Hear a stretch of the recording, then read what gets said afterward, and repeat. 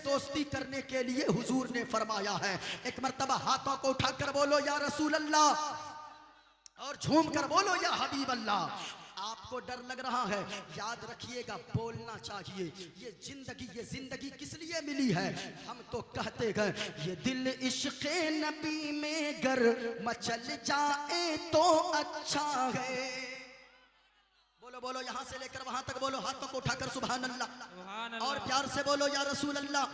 ये दिल इश्क़ नबी में गर मचल जाए तो अच्छा है, और मोहम्मद मोहम्मद कहते कहते दम निकल जाए तो अच्छा है, मोहम्मद कहते कहते दम निकल जाए तो अच्छा है।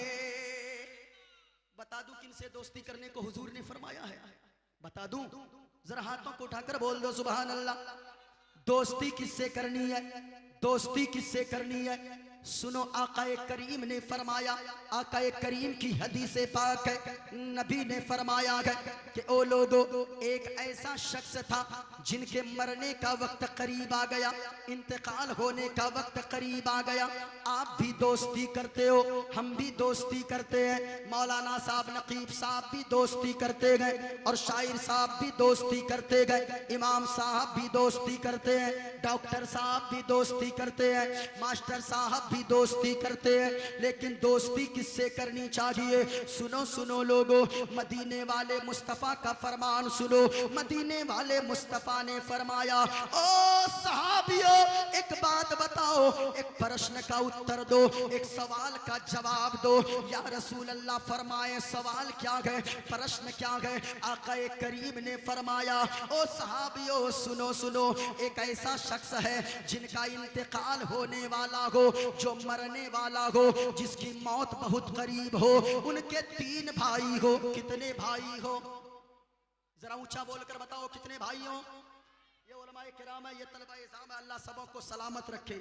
ये तलबा आप देखें, आप इनको समझते हैं कि मदरसे में पढ़ने वाला, आप समझते हैं कि ये तो गरीब के बच्चे होंगे, लेकिन अल्लाह की कसम ये आपकी समझदारी है, ये मदरसे के बच्चे की इनका मर्तबा ये है, ये जब जमीन पे चलते हैं तो अल्लाह के फरिश्ते इनके कदम के नीचे अपने पैरों को बिछा दिया करते हैं। ये उलमा आप जिनको 5000 कमाने वाला समझते गए, इनकी फजीलत ये है, ये उलमा जब किसी रास्ते से गुजर जाएं, किसी जगह से गुजर जाएं, तो समंदर की मछलियां और सुराखों की चींटियां इन उलमा के लिए बख्शिश की दुआएं करने लगती है। इस वजह से ये उलमा और ऐसे वैसे लोगों का बच्चा हाफिज कुरान नहीं होता। याद रखिएगा, जिनकी माँ कनीज़े फातिमा होती है, जिनका बाप गुलाम रसूल होता गए, उसी का बेटा हाफिज कुरान हुआ करता है, उसी का बेटा आलिम दीन हुआ करता है। हिकारत की निगाह से कभी मदरसे के बच्चों को मत देखा करो, बल्कि ये देखा करो, तू अगर 1000 का जूता पहनकर चलता है, ये मदरसे के बच्चे नंगे पांव भी चले तो फरिश्ते के पैरों पर पैर रखकर चला करते हैं, फरिश्ते के पर पे अपना पांव रखकर चला करते हैं। सुनो प्यारे, दोस्ती किससे करना चाहिए? सुनना चाहते हैं? गौर से सुनिएगा। आका करीम ने फरमाया, दोस्ती किससे करो? दोस्ती किससे करो? आका ने फरमाया, एक शख्स का इंतकाल होने वाला हो, उनकी मौत का वक्त बहुत करीब हो, वो मरने वाला है, उसके 3 भाई हो। उसने अपने सबसे पहले एक भाई को बुलाया और पहले भाई को बुलाकर कहा, गौर से सुनना वरना समझ में नहीं आएगी हदीस, गौर से सुनो। आका करीम ने फरमाया, मरने वाले शख्स के 3 भाई हो, उनमें से पहले को बुलाए और बुलाकर कहने लगे, ओ मेरा भाई, तू तो दुनिया में मुझसे बड़ा प्यार करता है, दुनिया में मुझसे बड़ी मोहब्बत करता है, दुनिया में मुझसे बड़ी उल्फत रखता है। ओ मेरा भाई, ये बताओ, जब मेरा इंतकाल हो जाएगा, डॉक्टरों ने मुझको लाइलाज कर दिया है, मैं मर जाऊंगा, तो ओ मेरा भाई ये बताओ, तू मेरे साथ क्या सुलूक करेगा? पहले भाई ने जवाब दिया कि सुनो सुनो मेरा भाई, जब तक आप दुनिया में जिंदा हो तब तक आपसे मेरा रिश्ता है, तब तक आपसे मैं मोहब्बत करता हूँ। जब आपका इंतकाल हो जाएगा जाएगा। आपका रास्ता अलग होगा, मेरा रास्ता अलग होगा। आपको लोग कब्रिस्तान लेकर जाएंगे और मैं दूसरी तरफ जाऊंगा। अल्लाहु अकबर। इतना जब कहा ना, हुजूर ने फरमाया, ओ सहाबियों ये बताओ ऐसे भाई से कैसा रिश्ता रखना चाहिए, कैसा ताल्लुक रखना चाहिए। सहाबा अर्ज करने लगे, या रसूल अल्लाह, ऐसा कोई भाई जालिम होगा जो ये कहता है जब तक जिंदा है, सांसें चल रही है तब तक वो साथ है, जब इंतकाल हो जाएगा ये अलग जाएगा, वो दूसरी तरफ चला जाएगा। आका ने फरमाया, ओ सहाबियों इससे कैसा ताल्लुक रखना चाहिए। कहा, या रसूल अल्लाह, ऐसा कहने वाला भाई को जीते जी छोड़ देना चाहिए, बल्कि उनसे सारा रिश्ता तोड़ देना चाहिए।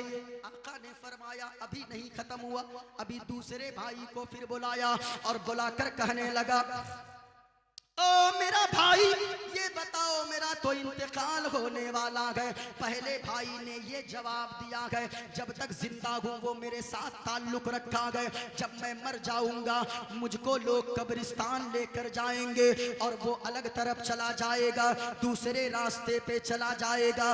बताओ तुम मेरे साथ क्या सुलूक करोगे। अब दूसरे भाई ने कहा, ओ मेरा भाई, आपसे मैं दुनिया में मोहब्बत करता हूँ, जब आपका इंतकाल हो जाएगा मैं आपको छोड़ के नहीं भागूंगा, बल्कि जब आपका इंतकाल होगा गुस्ल देते वक्त आपके साथ रखूंगा, कफन पहनाने के वक्त साथ रखूंगा, नमाज़े जनाजा में साथ रखूंगा।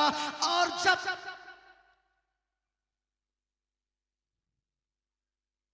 सारी बातें कलाम भाई आप ही कर रहे हैं भाई, हाँ? आप ही ने मना कर दिया है, फिर आप ही कह रहे हैं कि वेद पढ़िए। हाँ, सारी बातें आप करेंगे तो फिर कैसे होगा। अच्छा, आप लोग भी कर रहे नहीं, मुझको देखा, मुझको बांध दिया है ये कलाम भाई ने। जब से आया हूं मैं कहा, हजरत ये नहीं बोलना है, हजरत वो नहीं बोलना है। मैंने कहा हो सकता है कमेटी वालों का हुक्म हो, चले कोई बात नहीं है, ये इनकी मोहब्बत थी, ये बड़ी मोहब्बत से रोजाना तकरीबन हर 1-2 दिन में मुझको फोन करते रहे। अल्लाह सलामत रखे सबों को। अगर सुनना चाहते हैं, अच्छा ये हदीस को मैं मुकम्मल कर दूं, उसके बाद मैं सुना देता हूं। अरे सुनिएगा सुनिएगा, इसमें लिखा हुआ है कमेटी वाले वेद पढ़ने की दरखास्त कर रहे हैं।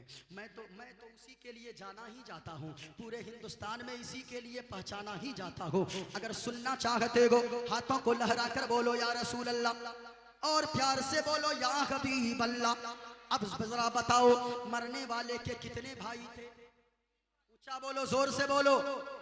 पहले भाई को बुलाकर पूछा, पहले ने कहा कि जब तक जिंदा है तब तक ताल्लुक है, जब आपका इंतकाल हो जाएगा आप अलग जाइएगा मैं अलग जाऊंगा। कहा कि सरकार ने इसके साथ, कहा कि इससे तोड़ देना चाहिए रिश्ता। कहा कि दूसरे ने कहा जब आपका इंतकाल हो जाएगा कफन के वक्त, गुस्ल के वक्त, जनाजे के वक्त, मिट्टी देते वक्त भी साथ रहूंगा। जब सब घर आ जाएंगे सबसे आखिर में मैं घर आऊंगा। सहाबा से हुजूर ने फरमाया, सहाबियों ये बताओ इस दूसरे भाई से क्या ताल्लुक रखना चाहिए। कहा सरकार से, या रसूल अल्लाह कम से कम ये पहले भाई से तो अच्छा है, इससे रिश्ता जोड़ कर रखना चाहिए। आका ने फरमाया, ओ सहाबियों अभी ही बस नहीं हुआ, सुनो सुनो, बल्कि तीसरा भाई और आखिरी भाई को बुलाया और बुलाकर कहने लगा, ओ मेरा भाई, पहले ने ऐसा जवाब दिया गए, दूसरे ने ऐसा जवाब दिया गए, ये बताओ तुम मेरे साथ क्या सुलूक करोगे जब मेरा इंतकाल हो जाएगा। कहा कि सुनो सुनो ओ मेरा भाई, पहले ने जो कहा कहा, दूसरे ने जो कहा वो जाने, लेकिन मैं आपसे मोहब्बत करता हूँ, आप मुझसे मोहब्बत करते हो। ओ मेरा भाई, जब आपका इंतकाल हो जाएगा कफन पहनाने के वक्त साथ रखूंगा, जनाजे में साथ रखूंगा, मिट्टी देते वक्त साथ रखूंगा, और जब अंधेरी कब्र में आपको लिटा कर लोग आ जाएंगे कोई आपकी कब्र के अंदर नहीं जाएगा, आपका ये भाई आपके अंधेरी कब्र के अंदर जाएगा और कब्र में रोशनी का इंतजाम पैदा कर देगा। इतना कहा ना, हुजूर ने फरमाया सहाबियों ये बताओ तीसरे भाई से कैसा ताल्लुक रखना चाहिए। कहा कि या रसूल अल्लाह पहले दोनों से रिश्ता तोड़ देना चाहिए, तीसरे से रिश्ता जोड़ लेना चाहिए, तीसरे से दोस्ती कर लेनी चाहिए। अब सुनो जवाब, मदीने वाले मुस्तफ़ा ने फरमाया ओ सहाबियों मैंने तुझे समझाने की कोशिश किया गया, पहला भाई से मुराद मरने वाले शख्स का जो पहला भाई था जिसने ये कहा था जब तक जिंदा है आपका मैं हूं, जब आपका इंतकाल होगा आप अलग जाओगे मैं अलग जाऊंगा। सुनो सहाबियों पहले भाई से मुराद वो तेरा मकान है, वो तेरी जमीन है, वो तेरी जायदाद है, वो तेरे रुपए पैसे है, वो तेरी दुकान है, वो तेरे पैसे है, वो तेरी जायदाद मालो दौलत है।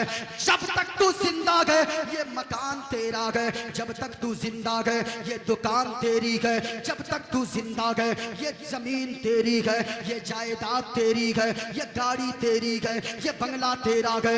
जब तक तू जिंदा है ये सारी चीजें तेरी है, लेकिन जब तेरा इंतकाल हो जाएगा तू कब्रिस्तान खाली हाथ जाएगा और ये तेरा मकान दूसरे का हो जाएगा, ये जमीन दूसरे की हो जाएगी, ये रुपए पैसे दूसरे के हो जाएंगे। और कहा साहबियों दूसरे भाई से मुराद ये तेरे रिश्तेदार है, ये दोस्तों अहबाब है, जब तेरा इंतकाल हो जाएगा जब तक ये जिंदा हो साथ है, जब तेरा इंतकाल होगा गुस्ल भी यही देंगे, जनाजा में रहेंगे, मिट्टी देते वक्त रहेंगे, लेकिन जब सब आ जाएंगे वो भी बड़ी तेजी से घर आ जाएगा, कब्र में तुझे अकेले रहना होगा। और तीसरे भाई से मुराद वो तेरी नमाज़ें है, वो तेरे रोजे है, वो तेरा जलसे में बैठ कर सुभान अल्लाह कहना है, वो नमाजें पढ़ना है, वो गरीबों की मदद करना है, वो तेरी नेकियां करना है।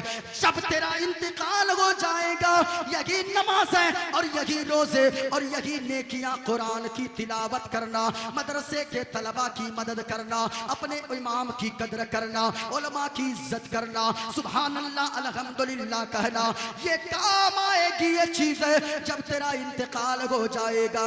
गुस्ल के वक्त तेरी नेकियां साथ रहेगी, जनाजे में साथ रहेगी, मिट्टी लोग देंगे तब भी साथ रहेगी। और जब सब लोग आ जाएंगे तो कब्र को रोशन करने तेरी नमाज है और तेरी सारी नाक नेकियां कब्र के अंदर जाएगी, तेरी कब्र को रोशन रोशन कर देगी।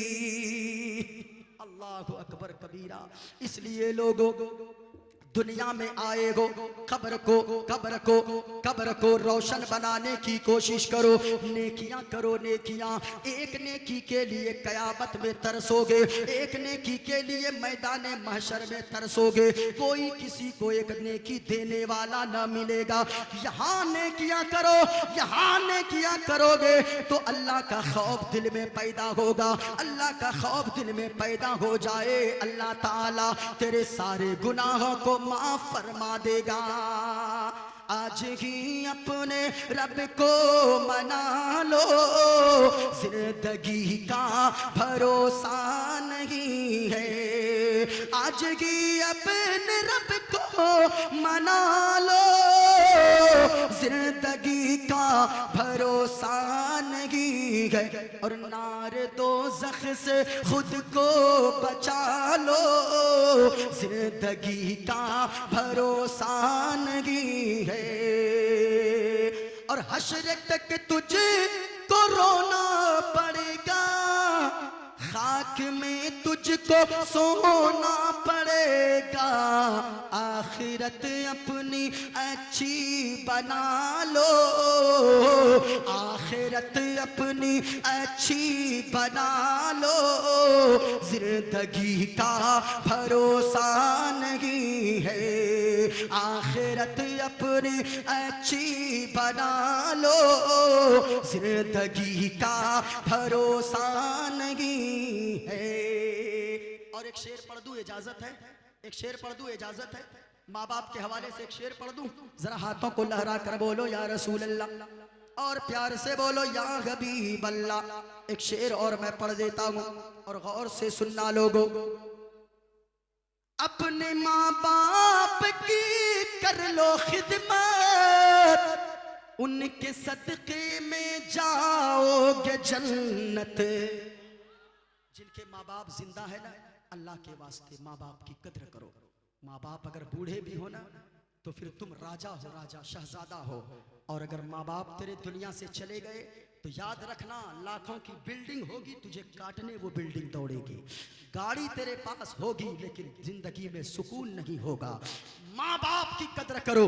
बड़ी शर्म की बात होती है जब एक बेटा बाप से झुंझला के बात करता है, जब एक बेटी माँ से झुंझला के बात करती है। सुनो सुनो, माँ बाप की कदर कर लो, माँ बाप को राजी कर लो। अगर माँ बाप तेरे नाराज हैं तो जलसे में आना बेकार है। माँ बाप तेरे नाराज हैं तो याद रखना मस्जिद जाना भी बेकार है, मदरसा जाना बेकार है। माँ बाप की कदर कर लो, माँ बाप की इज्जत कर लो। माँ बाप को अगर तुमने राजी कर लिया, आज तेरी माँ अगर तुझसे कहती है तू कहाँ जा रहा है, तू उससे झुंझला के बात करता है, लेकिन याद रखना ये तेरी माँ जब तक जिंदा है तब तक तेरा ख्याल रखती है, तब तक तुझे टोकने वाली घर में मौजूद है। और अगर जिस दिन तेरी माँ दुनिया से चली गई, जिस दिन तेरा बाप दुनिया से चला गया, तो याद रखना ये सारी चीजें तुझे काटने को दौड़ेगी। अगर माँ बाप राजी हो गए तो मदीने वाले मुस्तफा राजी हो जाएंगे, और अगर हुजूर राजी हो गए तो समझ लेना परवरदिगारे आलम भी तुमसे राजी हो जाएगा। अपने माँ बाप की कर लो खिदमत, जाओगे उनके सदक़े में जन्नत। अपने माँ बाप की कर लो खिदमत, जाओगे उनके सदक़े में जन्नत। और ए नसीम अपनी किस्मत जगा लो, दोस्तों अपनी किस्मत जगा लो। जिंदगी का भरोसा नहीं है, दोस्तों अपनी किस्मत जगा लो। जिंदगी का भरोसा नहीं है। बुराई नहीं करनी है, गुनाह नहीं करना है, नमाज की पाबंदी करो, रोजे की पाबंदी करो, माँ बाप की कदर करो। जलसा सुनने का यही मतलब होता है। याद रखना लोगों, कुछ लोग शराब पीते हो, जिसो बंगाल में जिसे मौत मौत बोला जाता है। मौत खाने वालों और शराब पीने वालों, तू शराब पीता है, मौलाना अगर बयान करते गए तू कहता रे ये मौलाना की बातें है, ये मौलाना समझाता है, इनका काम समझाना है, अमल करना ना करना ये मेरा काम है। याद रखना अगर तू आज शराब पीता है, कोई अगर हमारा नौजवान मौत खाता है, तो याद रख लेना तू क्या समझता है, तू शराब पी लेगा तेरी जिंदगी में खुशहाली आ जाएगी। नहीं नहीं प्यारे, तेरी जिंदगी में खुशहाली नहीं आएगी, बल्कि मैं तो कहता हूँ मेरी बातों को सुनकर अगर शराब न छोड़े हो, एक पैगाम देकर जाना चाहूंगा। ओ शराब पीने वालों, ओ जुआ खेलने वालों, तुमने कभी गौर किया है, घर जाकर तकिया पे सर रख कर सोचना और ये सोचना तू शराब पीता गए, अगर जवानी में तुझे कुछ हो जाए, तेरा फेफड़ा खराब हो जाए, तेरे गुर्दे खराब हो जाए, तो बता तेरे बच्चों का क्या होगा, तेरी बीवी का क्या होगा। तू तो बूढ़े माँ बाप का सहारा बनने वाला है। तूने ये शराब पीकर अपना फेफड़ा सड़ा लिया, अपनी जिंदगी को तबाह कर दिया।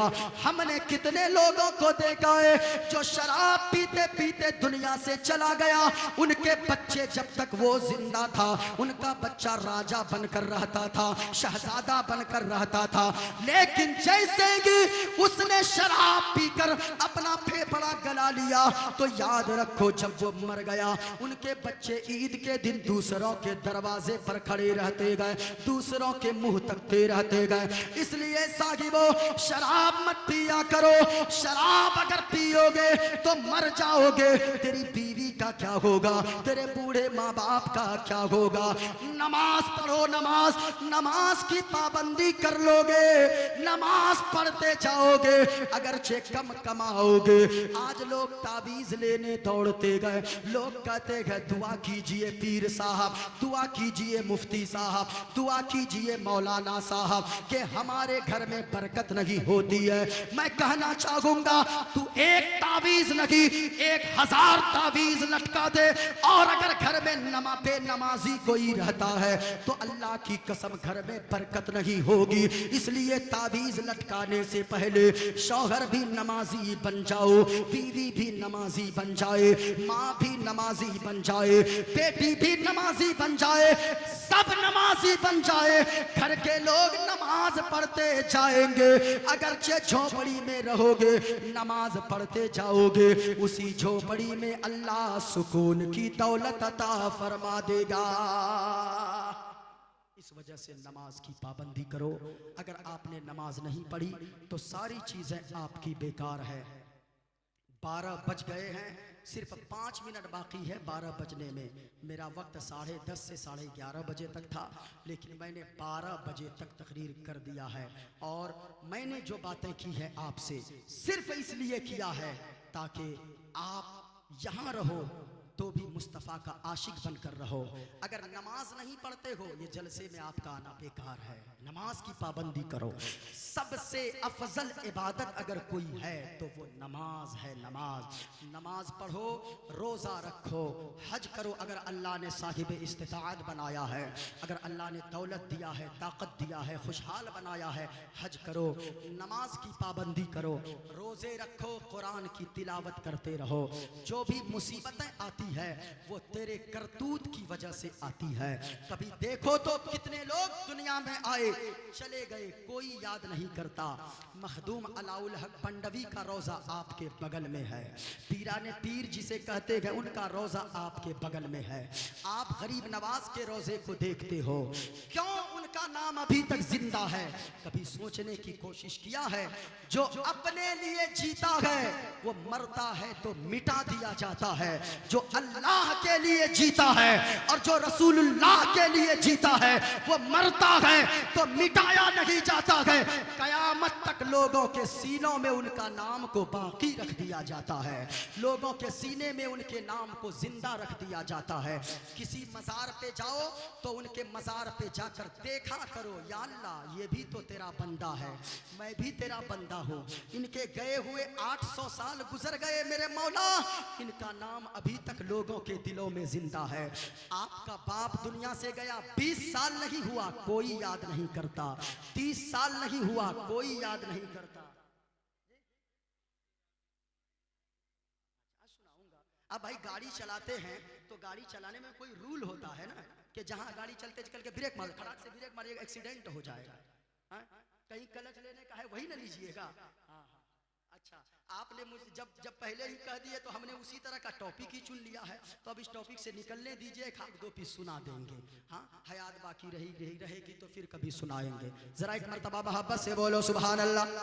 अगर सुनना चाहते हैं हाथों को उठाकर बोले सुभान अल्लाह। अगर कोई एक बार सुभान अल्लाह बोलता है, अल्लाह कितनी नेकियां देता है? अरे झूम कर बोलो ना भाई, जरा ऊंचा बोले, कितनी नेकियां?